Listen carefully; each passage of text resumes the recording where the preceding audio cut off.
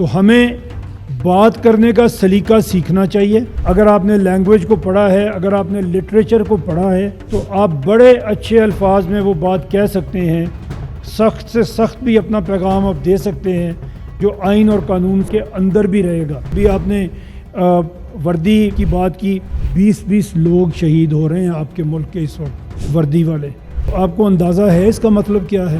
آپ کا ایک لائف سٹائل ہے آج یہاں پاکستان میں، جو لوگ یہاں پہ آنا چاہ رہے ہیں ان کا اپنا ایک لائف سٹائل ہے، جہاں پہ بچیاں سکول میں بھی نہیں جا سکتی، جہاں آپ یہ پینٹ شرٹ پہن کے نہیں بیٹھ سکتے۔ یہ آپ کی فوج کھڑی ہے آپ کے اور ان کے درمیان، خدا نہ خواستہ اس فوج کے پیر لڑک گئے تو ہم سب اس طالبان رجیم کے انڈر ہوں گے جو آج افغانستان میں ہے۔ آپ وہ زندگی گزارنا چاہتے ہیں؟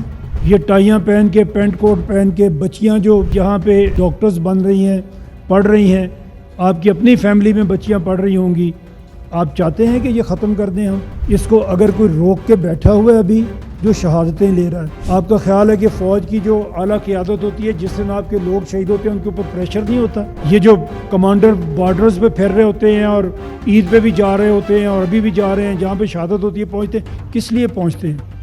پریشر فیل کرتے ہیں وہ۔